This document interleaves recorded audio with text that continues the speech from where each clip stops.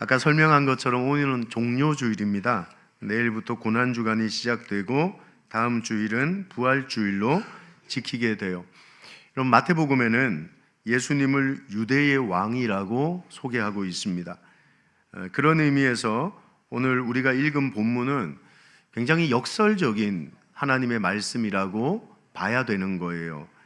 왕의 행차라고 하기엔 너무나도 초라하고 또 왕의 승전이라고 하기엔 너무나도 고요한 예수님의 예루살렘 입성의 장면이 등장을 하는 겁니다. 오늘 본문은 왕이신 예수님이 고난의 길로 들어서는 입성의 장면을 보여주고 있어요. 왜 왕은 화려한 병거 대신 나귀를 선택하셨을까요? 오늘 말씀을 묵상하면서 그분이 걸어가신 고난의 길에 동참하는 그런 결단과 도전과 은혜가 있는 예배가 되기를 예수님의 이름으로 축복합니다. 그동안 해왔던 왕의 권능 시리즈를 잠시 멈춰두고 오늘부터 금요일까지 6번의 설교를 통해서 왕의 고난이라는 제목으로 마태복음 말씀을 통해서 여러분과 함께 이번 한 주간 은혜를 나누려고 하거든요. 주의 은혜가 고난 가운데 우리에게 무엇을 말씀하고 계신지를 깨닫는 시간들이 되셨으면 좋겠어요. 가장 먼저 살펴볼 건 1절에서 3절까지의 말씀입니다. 예수님은 예루살렘 입성을 앞두고 제자들에게 나귀를 끌어오라고 명하고 계시죠. 그리고 주인이 의아해하며 묻거든 주가 쓰시겠다 하라라고 답을 하라고 가르쳐 주셨습니다. 그 내용이 3절이거든요. 한번 읽어볼까요? 자, 시작. 만일 누가 무슨 말을 하거든 주가 쓰시겠다 하라 그리하면 즉시 보내리라 하시니, 주가 쓰시겠다 하라, 저는 이 말씀이 묵상하면 묵상할수록 저에겐 너무 귀한 깨달음과 은혜가 되는 말씀이었어요. 예수님은 나의 모든 것의 주인이라는 고백 아닙니까? 이 짧은 말 한마디는 우리 주님이 온 우주의 진정한 주인이시라는 걸 놀랍게도 선포하고 있는 말이라는 거예요. 그 나귀의 주인조차도 그 나귀의 진짜 쓰임을 알지 못했거든요. 그렇지 않습니까? 그 어린 나귀를 그냥 거기 묶어둔 주인은 그 나귀가 왜 존재하는지, 그 나귀가 무슨 쓰임에 의해 태어나게 됐는지를 주인조차도 모르고 있었던 거 아닙니까? 근데 예수님이 그걸 알고 계셨던 거예요. 우리도 마찬가지잖아요. 내 인생을 살면서 돈을 벌고 성공을 하고 높은 자리에 올라가기를 원하지만 당신의 인생의 쓰임을 아십니까? 나는 왜 태어났을까? 나는 왜 숨을 쉴까? 나는 왜 살아갈까? 놀랍게 오늘 이 말씀은 하나님이 우리 삶의 쓰임을 아시는 주인이라고 우리에게 도전을 하고 계신 거예요. 그래서 우리 인생의 시간, 건강, 재능의 주인이 하나님이라는 걸 고백하는 사람이 되기를 주님이 원하고 계시더라는 거죠. 고난의 참여는 내 것을 주님의 것으로 인정하는 것으로부터 출발하고 있었던 거예요. 사랑하는 여러분, 세상을 살면서 내 인생이라고 생각했죠. 내가 벌었으니까 내 돈이라고 여겼죠. 내가 살아가니까 내 시간이라고 여겼던 것이죠. 이 고난주간의 시작에 이 종료주일에 주님이 우리에게 도전하는 말씀이 뭡니까? 우리의 삶의 쓰임을 아시는 그분이 우리의 모든 것의 주인 되시는 분이라고 우리에게 도전하고 있더라는 거예요. 솔직히 왕이신 주님이 내 것을 주께서 쓰시겠다 하라 라고 말씀하신다면 이런 마음이 어떠실 것 같으세요? 내가 가장 사랑하는 내 자녀를 주가 쓰시겠다 하라, 내가 가장 귀하게 여기는 내 돈을 주가 쓰시겠다 하라, 내 시간을, 내 건강을 주가 쓰시겠다 하라 라고 말씀하셨을 때 여러분 마음이 어떠실 것 같으세요? 그 쉬운 일 아니죠? 그 되게 어려운 결단이며 문제라고 저는 생각을 해요. 근데 3절 후반부를 다시 한번 읽어볼까요? 이 나귀의 주인이 이렇게 말할 거라는 거예요. 읽어보겠습니다. 시작. 그리하면 즉시 보내리라 하시니. 이 말씀은 정말 놀라운 감격이 있는 고백이라는 거예요. 그리하면 즉시 보내리라. 왕의 명령 앞에 준비된 영혼은 계산하지 않고 즉각적인 반응을 드러내게 되는 것입니다. 나귀의 주인은 자신의 재산권을 주장하지 않을 뿐만 아니라 예수님께 그것을 즉시 내어드린다고 말씀하고 있는 거예요. 나중에 할게요. 왜 하필 제 겁니까? 묻고 따지지 않는다는 거예요. 주님이 쓰시기에 편하도록 즉시 내어드리는 그 행동이 고난에 동참하는 첫 번째 발걸음이 아니냐고 우리에게 도전하고 계신 거죠. 사랑하는 여러분, 어떠세요? 오늘 주님이 여러분의 소중한 나귀를 쓰시겠다 부르시면 즉시 들이실 수 있겠어요? 이것이 신앙의 즉시성이거든요. 하나님의 말씀이 내게 들렸어요. 나귀의 주인에게 나귀를 내어놓아라 라는 말씀이 들렸어요. 우린 머뭇거리지 않아요? 이유는 간단해요. 그거 내 건데. 왜 주님이 내 걸 빼앗아 가실까? 우리는 그 즉시성의 순종이 없는 상태에서 오늘의 고난주간을 맞이하는 것이죠. 이 고난주간의 시작인 종료주일에 주님은 나귀의 주인에게 주님의 것을 즉시 내어드릴 수 있는 순종을 요구하고 계시는 거예요. 오늘 이 도전 앞에, 이 즉시성이라는 말씀 앞에 여러분 결단하고 도전하는 시간들이 될 수 있기를 예수님의 이름으로 축복합니다. 그리고 두 번째 나누어야 될 말씀이 4절에서 7절의 말씀이에요. 스가랴 선지자의 예언대로 주님은 나귀를 타고 예루살렘으로 입성을 하게 되십니다. 주님은 볼품없는 어린 나귀를 타셨어요. 만왕의 왕이신 그분이 왜 굳이 어린 나귀를 선택했을까요?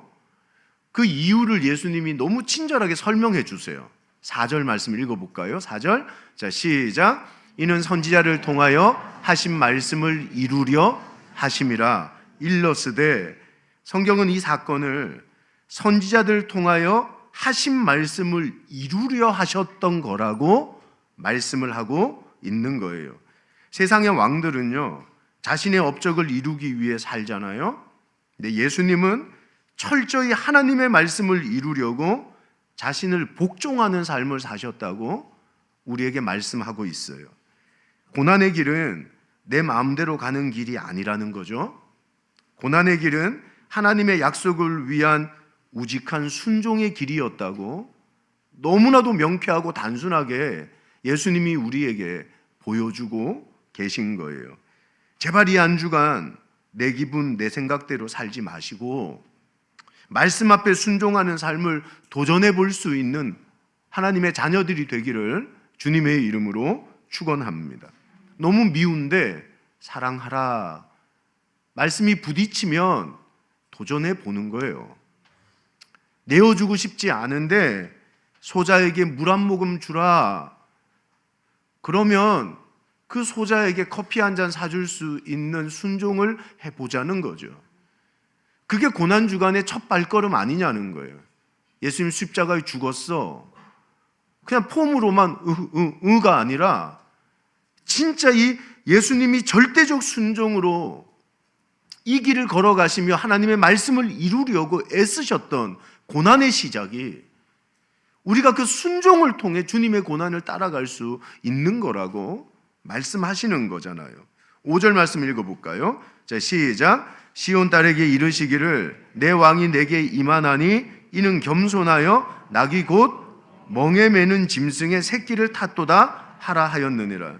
세상의 왕은 백성을 다스리기 위해 높은 곳에 섭니다. 멋진 말을 타겠죠. 그래야 권세도 보이고 권위도 서는 거잖아요. 근데 우리 예수님은 어린 나귀 위에 앉아 겸손하게 입성하셨다고 말씀합니다. 사랑하는 여러분, 주님의 능력은 죽기까지 낮아지신 겸손으로부터 출발한 거 아닙니까? 그게 성육신이라고 말하는 인카네이션의 의미잖아요. 하늘 보좌 버려 인간의 몸을 입고 이 땅에 오신 예수님의 겸손함. 난 하나님으로 인정받지 않아. 나는 인간으로 이 땅에 와서 나는 인간처럼 살다가 짐승처럼 십자가에서 죽어야 돼. 그게 주님의 겸손이었다는 것이죠. 여러분, 이 겸손이 능력이었던 거예요. 교회의 능력은 뭡니까? 성도의 능력은 뭡니까? 겸손에서부터 출발하는 거 아닙니까? 근데 너무나도 많은 사람들이 교회의 능력인 겸손을 잃어버린 채 자기를 드러내는 일이, 자기를 자랑하는 일이 너무 익숙해져 가는 삶을 살고 있는 거 아니냐는 거예요. 하나님의 교회가 능력을 잃는 것은 저 같은 목사일 수 있어요. 연약하니까, 미성숙하니까.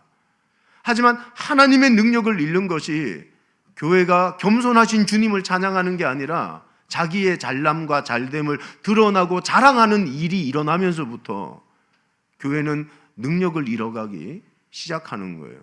우리 원남교회는 서로에게 자랑할 것이 있다면 주님의 은혜 연노라고 주님을 자랑할 수 있는 역사가 일어나기를 소망합니다. 이번 그래서 고난주간 한 주간은 내가 드러나기보다 누가 드러나시는 거예요? 성육신하며 겸손하신 주님이 나를 통해 드러나는 일에 내가 쓰임받게 하여 주시옵소서. 이게 옳은 기도죠. 이게 고난 주간을 살아가는 우리의 결단이어야 되고 결심이어야 한다는 것입니다.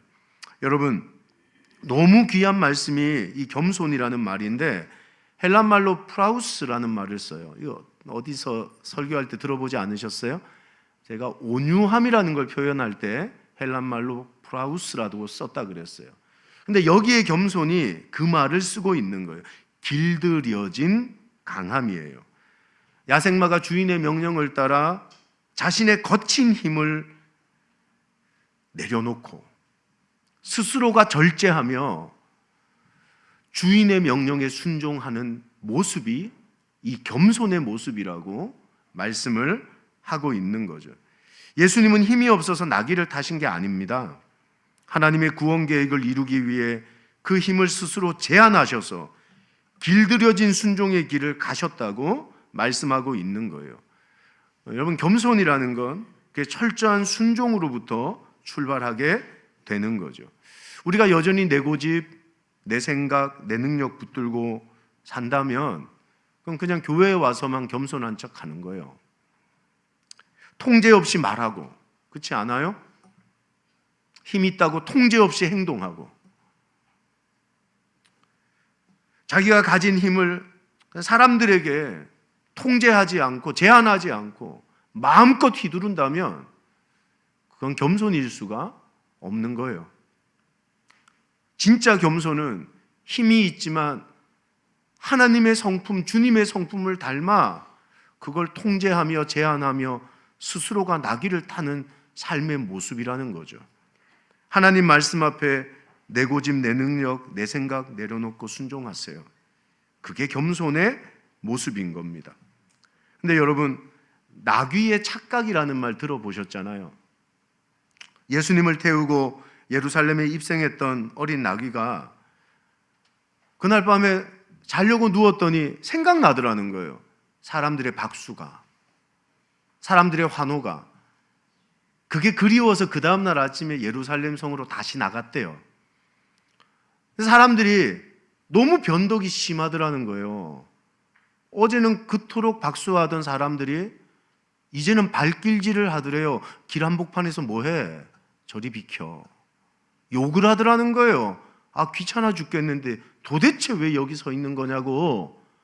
이 나귀가 너무 섭섭한 마음에 엄마한테 찾아와서 그랬다는 거예요. 엄마, 사람들이 변덕이 죽을 듯해요. 아니, 어제는 박수하더니 오늘은 때리네요. 어제는 환호하더니 오늘은 욕하네요. 왜 저러는 겁니까? 엄마 그랬다잖아요. 얘야, 어제 사람들이 겉옷을 펴고 찬송하고 환호하고 노래했던 건 너 때문이 아니라 너 등 위에 타고 계셨던 예수님 때문이란다. 너 위에서 예수님이 내리는 순간 너는 그저 보잘것없는 어린 나귀였던 거야 라고 말하더라는 거예요. 사랑하는 여러분, 우리가 빛나는 이유는 내 학벌이나 배경이나 돈이 아니에요. 그거 모르셨죠? 여러분 위에 타고 계신 예수님 때문에 당신이 빛나게 살고 계신 거예요. 근데 우리가 그 고백을 못 하더라고요. 내가 좋은 대학 나와서 내가 참 빛나지. 내가 참 멋지게 살아서 빛나지. 언제 한번 내 등 위에 타고 계신 예수님 때문에 내가 빛난다고 고백한 적이 있냐는 거예요. 그게 겸손 아니에요? 그게 고난주간을 살아가는 우리의 고백이어야 되지 않아요? 지금까지 착각하며 내 힘이었어요. 나 잘난 맛에 사는, 하지만 이 고난주간의 시작만이라도 예수님이 내리면 아무도 거들떠보지 않는 낙이었구나. 이걸 알게 되는 게 이 고난주간의 의미를 깨닫고 살아가는 주님의 자녀들의 삶의 모습이어야 된다는 거죠. 우리는 내가 주인공인 줄 착각합니다. 근데 우리는 그냥 예수님을 태운 낙이었던 거예요. 내가 드러나는 게 아니라 내 위에 계신 주님이 드러나야 되는 거죠. 멋진 말 타는 주인 되기보다 정말 온 우주보다 크신 내 주인 되신 예수님을 태우고 사는 삶이 여러분 속에 소망이 되는 인생이 되기를 주님의 이름으로 축복합니다. 내 위에 예수님이 빛나도록 하시는 거예요. 그래야 가장 영광스러운 인생이 되는 것입니다. 왜입니까? 내 인생은 내가 만드는 것이 아니라 내 주인이신 하나님이 만들어 가시는 것이기 때문이에요. 이 진실되고 겸손한 고백을 하는 것이 이 고난주간을 멋지게 사는 방법 아닙니까? 마지막으로 드리고 싶은 말씀이 8절에서 11절까지의 말씀입니다. 마지막으로 왕이 나귀를 타고 지나가실 때 그 예루살렘 백성들의 반응을 한번 보자는 거예요. 8절 말씀 읽어볼게요. 시작. 무리의 대다수는 그들의 겉옷을 길에 펴고 다른 이들은 나뭇가지를 베어 길에 펴고. 무리의 대다수가 그들의 겉옷을 길에 폈다고 말씀하고 있어요.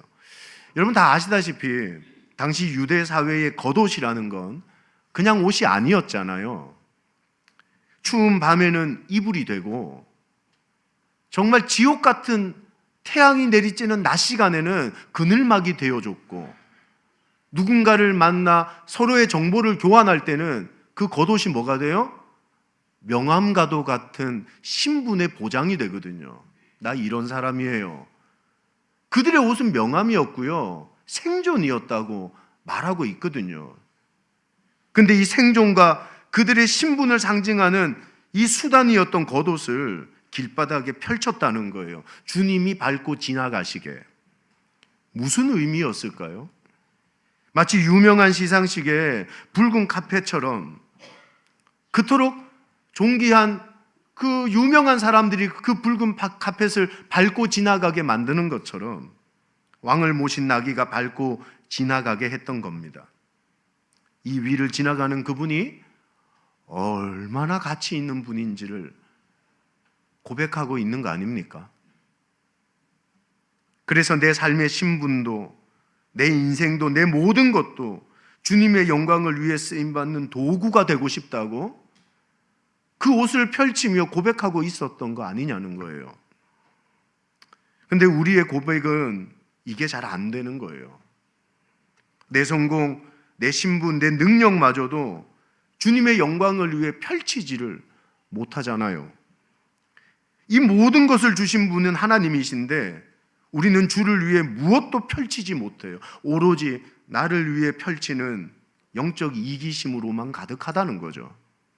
전 틀렸다고 생각하지 않아요. 고난주간의 시작은요, 전적 헌신과 전적 드림으로부터 출발하고 있는 거 아닙니까? 내 성공, 내 신분, 내 모든 능력마저도 사용해 주세요. 이게 진짜 그분이 얼마나 가치 있고 존귀한 분인지를 드러내는 그들만의 방식이었던 것이죠. 제가 청년 사역을 할 때 이 목사님을 여러 번 강사로 모셔서 수련회를 진행한 적이 있어요. 제가 참 좋아하고 존경하는 목사님이시니까 저희 교회 부흥회도 모셨겠죠. 한 번도 이분 얘기를 강단에서 해본 적은 없는데, 이분은 내수동교회 청년부 출신이세요. 연대 정치외교학과를 나오셨고 이제 올해 은퇴할 나이가 되셨어요. 젊은 시절 내수동교회 청년부에서 예수님을 만나고 사역을 하면서 너무 행복했대요. 주를 위해 무엇을 할까 고민을 하다가, 그래, 시골에서 올라와서 유학하며 공부하는 힘든 동생들이 있을 텐데 이 동생들을 섬겨야 되겠다. 자취방을 하나 얻어서 그 동생들 10명을 데리고 살았대요. 밥을 해주고, 재정적으로 힘든 동생들한테는 아르바이트를 해서 생활비를 대주고, 그렇게 10몇 년을 동생들을 섬기다 보니 30대 중반의 나이가 됐대요.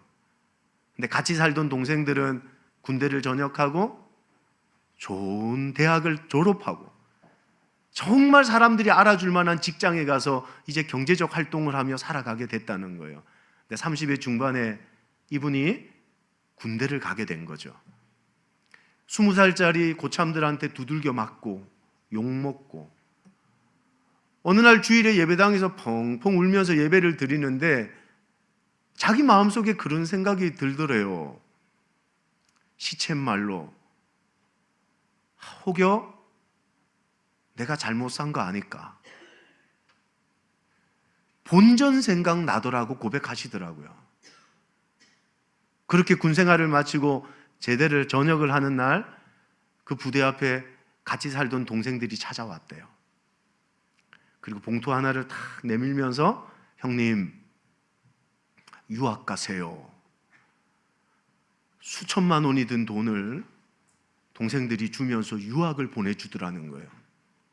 영국 유학을 가서 공부를 마치고 한국에 돌아와 목회를 하시는데, 이분이 설교를 하면서 뭐라 그러시냐 하면, 난 어느 순간부터 내가 드린 것들이 너무 아까웠는데 하나님은 십자가의 영광을 위해 내가 헌신한 모든 걸 기억하고 내게 갚아주시는 분이었노라고. 십자가의 영광을 위해 사는 삶을 아까워하지 마시라고 도전을 하시는 거죠. 사랑하는 여러분, 하나님은 결코 우리의 헌신을 낭비가 되게 만들지 않으세요. 우리 하나님은 지금도 동일하세요. 주를 위해 내 겉옷을 펴는 것은 결코 손해가 아닙니다. 그건 오히려 가장 안전한 곳에 내 삶을 맡기는 영적 보험이며 영적 저축이 될 줄 믿습니다. 지난 목요일 제 큐티 노트에 제목을 그렇게 적었어요. 거룩한 낭비.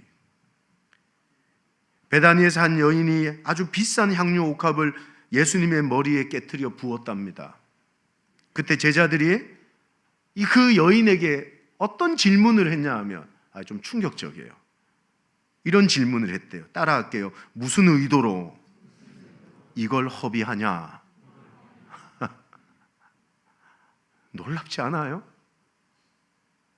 제자들이 너 왜 3천만 원짜리 향유를 허비하냐? 제자들은 그걸 낭비라고 생각한 것이죠. 우리도 그러지 않아요? 때로 내 자녀들이 입시를 준비하며 공부할 때 예배당에서 예배하는 모습이 낭비처럼 여겨진 적이 없으세요? 5만 원이든 10만 원이든 20만 원이든 주님 앞에 드리는 그 헌금이 허비요 낭비처럼 여겨진 적 없으세요? 그 황금보다 귀한 시간이 허비라고 생각하지 않으세요? 근데 우리 하나님은 나 같은 무가치한 인생을 위해 아들을 죽일 때 단 한 번도 나는 낭비했어 라고 말씀하신 적이 없어요. 그토록 사랑하신 그분의 사랑으로 구원받아 오늘을 사는 우리가 작은 것 하나에 허비요 낭비라고 여긴다면 그게 고난주간을 준비하는 우리의 자세입니까? 그런 마음이 목사의 마음에 있다면, 그런 마음이 사랑하는 성도들의 마음에 싹트고 있다면, 그 정말 주님의 고난을 따라가겠다고 결단한 거짓부롱이죠. 십자가의 영광을 위한 거룩한 낭비는 하나님이 기억하시는 십자가의 길이 될 줄 믿습니다. 10절 말씀 읽어볼까요? 참 성경이 대단합니다. 10절 시작. 예수께서 예루살렘에 들어가시니 온 성이 소동하여 이르되 이는 누구냐 하거늘.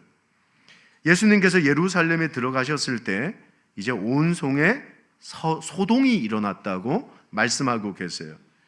이게 너무 중요한 영적 원리 아닙니까? 왕이 오시면 내 삶에 거룩한 영적 소동이 일어나게 되는 거예요.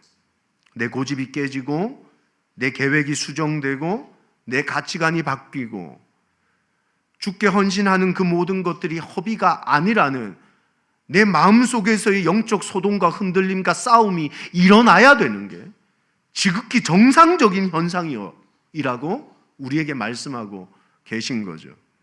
주님이 내 삶에 들어오시면 내가 만든 인생의 바둑판이 엎어지는 소동이 일어납니다. 그러나 그 소동은 나를 망가뜨리는 소동이 아니라 오히려 하나님의 은혜를 받게 되는 통로로서 새롭게 만드는 흔들림이라고 말씀하고 계신 거예요. 지금 어떠세요? 주님이 오셨음에도 아무런 영적 소동이 없습니까? 아니면 주님 때문에 거룩한 소동과 요동과 흔들림이 일어나고 계신 겁니까? 내가 주인이 아니었구나. 가장 소중한 걸 펼쳐야 되는구나. 하고 싶은 말, 힘 있다고 말하고 행동하고 살아가는 게 진짜 힘이 아니라 주를 위해 겸손히 복종시킬 줄 아는 게 진짜 힘이었구나. 그 싸움이 내 속에 일어나야 되는 게 아니냐는 겁니다. 아무런 영적 소동이 일어나지 않는다면 여전히 내가 주인 되어 살고 있다는 증거지요. 이번 고난주간 여러분의 심령에 오늘 이 종료주의를 통해서 주님이 임하시고 입성하심으로 말미암아 거룩한 소동이 일어날 수 있기를 예수님의 이름으로 축원합니다.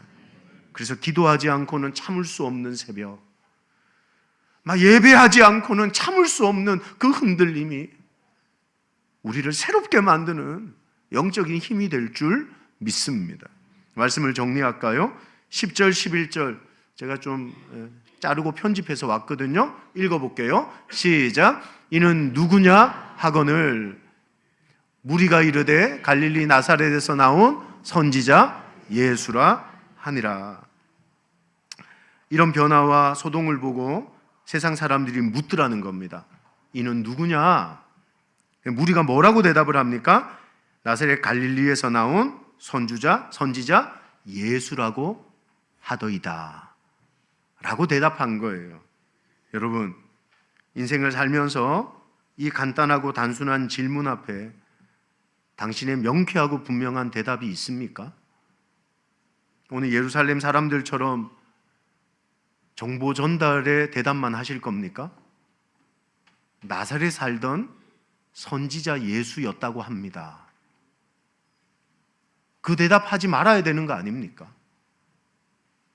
오늘 이 종료주일의 말씀 앞에 이 고백이 여러분 속에 일어나기를 소망합니다. 그분은 내 인생의 주인이며 나를 위해 낮아지신 겸손의 왕이시며 내 겉옷을 다 펴서라도 영접해야 될 나의 구원자이십니다.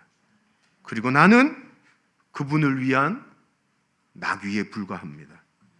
그래서 가장 빛나는 삶을 사는 방법은 내 위에 주인이신 예수님을 모시는 것입니다. 진짜 내 고백을 해야 되는 거 아닙니까? 우리 이 고백 다시 한번 마음을 다해 읽어볼까요? 자, 시작. 그분은 내 인생의 주인이며 나를 위해 낮아지신 겸손한 왕이시며 내 겉옷을 다 펴서라도 영접해야 할 나의 구원자이십니다.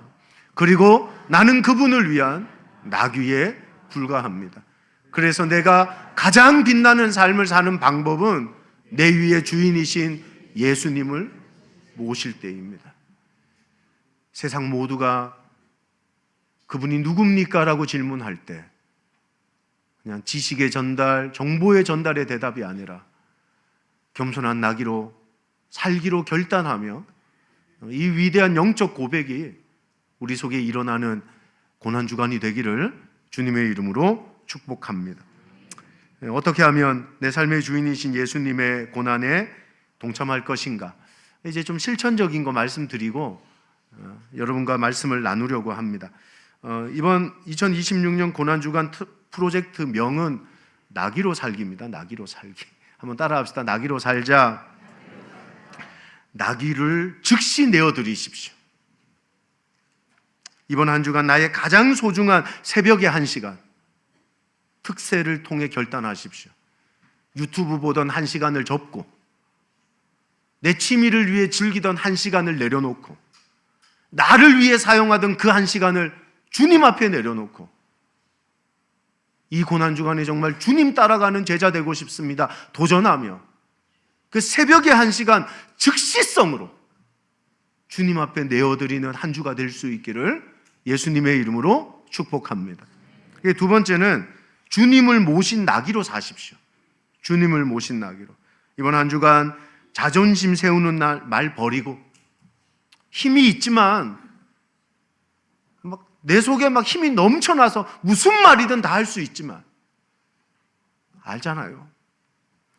잘 다스려진 말처럼 나귀의 침묵을 연습하자는 겁니다. 그래서 하고 싶은 말 터져 나올 때 없으세요? 그럴 때 남편한테 막 하고 싶은 말 막 터져 나올 때, 애들한테 막 하고 싶은 말 막 터져 나올 때, 막 터져 나올 때 하루 10번 겸손하게 침묵하기. 하루 10번. 막 자랑하고 싶을 때 겸손하게 하루 10번 침묵하기. 너무 선명한 적용이죠? 해보시는 거죠. 마지막 세 번째는 나의 겉옷을 펴는 실천적인 헌신입니다. 내 성정권의 겉옷을 길바닥에 펼쳤던 백성들처럼 실천적으로 헌신함으로 동참해 봤으면 좋겠다는 거예요. 이번 한 주간 하루 한 끼든 아니면 커피 한 잔이든 아니면 여러분이 좋아하는 간식 하나든 그거 금식하자는 겁니다. 그래서 그 돈을 모아서 진짜 고통받는 우리 이웃을 위해 헌금했으면 좋겠어요. 너무 눈에 보이는 실천이잖아요. 고통받으며 사는 이웃을 위해. 그래, 내가 정말 즐기고 싶어 하는 것, 내가 좋아하는 것, 그거 주님 앞에 펼쳐드리고 그걸 다시 모아 고통받는 이웃에게 나누자.